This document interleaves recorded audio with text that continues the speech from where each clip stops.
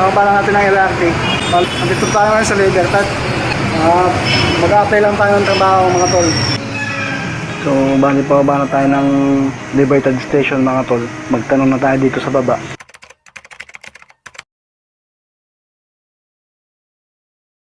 So, magandang umaga mga tol. Bali, alas 12 na ng tanghali.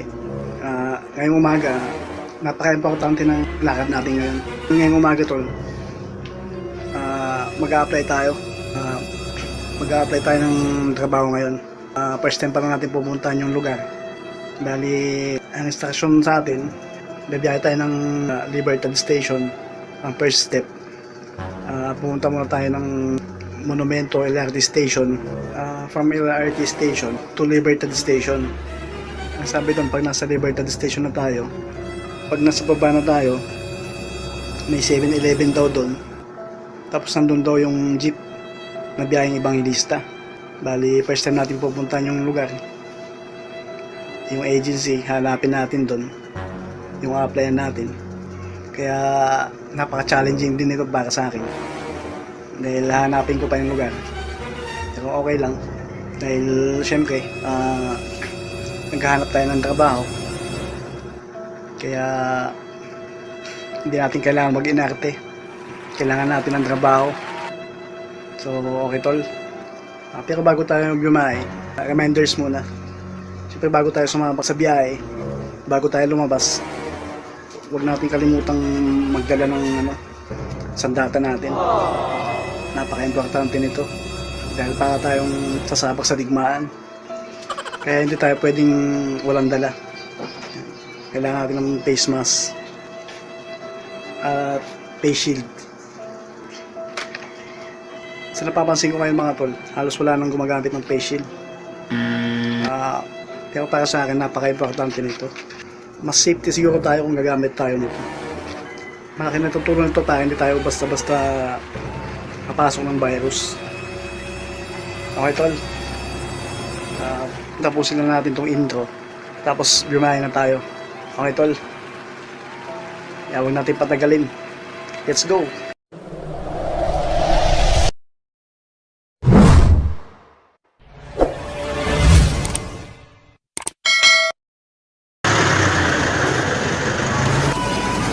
So bali nandito na tayo sa Monumento tol.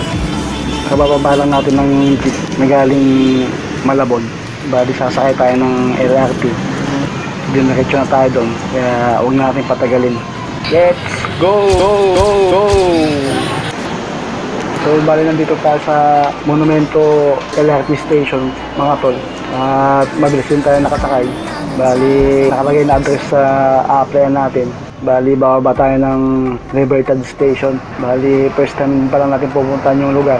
Kaya adventure din talaga yung pagpunta doon. Pero syempre hindi natin alam yung lugar. Kaya kailangan natin magtanong-tanong. So, ayun mga tol. Kung mapapansin natin, walang ganong tao dito sa LRT. Kaya feeling pretty tayo dito. Kaunti lang kami dito sa likod. Kaya okay na okay dito para mag-vlog.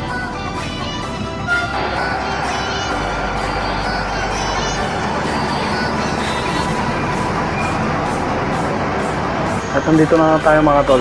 Huwag tayong matatakot kahit saan tayo makapunta, kahit saan tayo magkakating. Basta importante dyan, kasama natin si Magtanong at si Tito Vic and Joey. Ibig ko sabihin dapat may dala tayong pera na pamasahe. Kahit saan tayo pumunta, nakaka-uwi pa din tayo. Kasi syempre kung wala kang pamasahe, wala na din. Makakabalik ka pa ba? Di ba hindi na? Makapala natin ang LRT. Nandito tayo ngayon sa Libertad. Mag-a-apply lang tayo ng trabaho mga tol. So, bali pa ba na tayo ng Libertad Station mga tol. Magtanong na tayo dito sa baba. Yung mga nakapresyo dito nagtitinda. Tanungin lang natin yung jeep na biyaheng Evangelista kung saan nakikita yun. Ay, bossing, pwede magkano ng van? May tayo ba dito Evangelista? Yan, sa kanto pa ganun. Sa kanto dito? Oo, yan, sa kanto nyo pa ganun siya. Kapagano lang na. Oo. Diba, salamat ang. So, nakasaya na tayo ng jeep mga tol na biyaheng Evangelista. Dito lang pala to sa baba ng Libertad Station, tapat ng 7-Eleven. Bali may mga biyahe na dito na Evangelista na mga jeeps. Bali nakabang na sila dito agad sa may baba ng Libertad Station. Ano ba ito boss? Makati na rin to? Kapase pa lang to. Wala akong nakikitang naka-face shield dito sa labas. Parang ako lang yata yung naka-face shield. Mahirap na, baka makasagap tayo ng Omicron virus eh. Mas maganda na sigurado.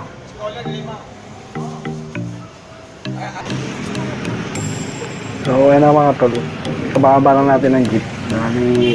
Hanapin natin yung agency, yung pag-a-applyan natin. Ay nakababa na ako sa tapat ng 7-Eleven. Yun nga, bali sabi nung tinanong natin kanina, baybayin lang natin yung Osmeña Street. Kaya diretso lang daw yun. Tapos may nakikita daw na itim na gate na may mga motor. So good luck sa atin. Hanapin na natin mga tol. Okay? Ay init. Kanina pa ako naglalakad. Wala pa ako makitang itim na gate. Kanina pa ako naglalakad eh. Kung mapapansin natin ito, ang daming mga sasakyan dito. Talagang napakabilis ng mga sasakyan. Kailangan lang natin maghintay at tatawid tayo. Okay?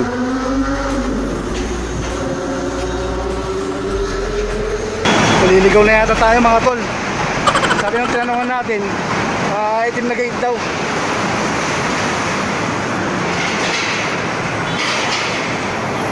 Itim na gate. Bakit ito na? So, bali okay na mga tol. Bali ito na nga. Nakita ko na yung agency. So, papasok na ako.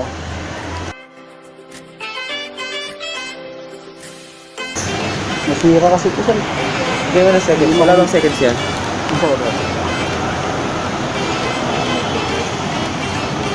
Saka kasi yung kanya ko.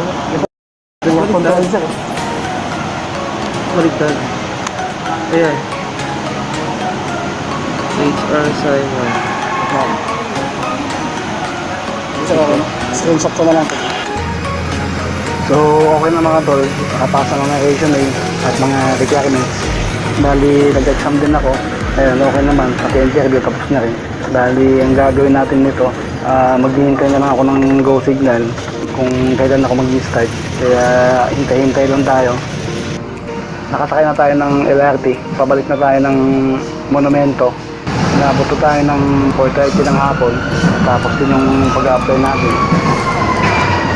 So, dito tayo tol sa Monumento. Yan, pauwi na tayo ng Malabon. Medyo nakapagod din talaga yung dahil ang init ng panahon. Ay, Diyos ko.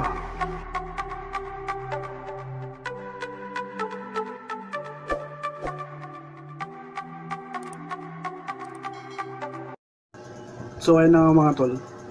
Bali, kakakatin lang natin. Inabot din tayo ng 4:30. Medyo napagod din tayo dahil medyo malayo din yung ginahe natin. At nagtanong-tanong tayo kung saan yung agency na yun. Pero okay na rin dahil nakapagpasa na tayo ng resume at mga requirements. Bali, ang sabi ni HR, maghintay lang daw ng go signal mula kay manager. Kaya yun ang aabangan natin yan. Wow! At least nakapagpasa na tayo. So ayun na nga mga tol, dahil sa hirap ng buhay natin ngayon, dahil sa pandemya, hindi kaya ng isa lang yung tatrabaho. Lalo dito sa part ng Manila, ang daming binabayaran, bahay, tubig, kuryente, lalo na kung may baby ka pa. Kaya walang matitira sa sahod mo. Kaya kailangan talaga kumilos para makatulong din sa mga gastusin. Sana makapasok na. Kaya kailangan talaga kumilos mga tol. Hindi pwedeng isa lang yung nagtatrabaho. So dito ko natatapusin itong video mga tol. Alam ko medyo mahaba na rin yung video natin. So ganito talaga ang realidad ng buhay natin. Basta kailangan natin magsikap para sa pamilya natin.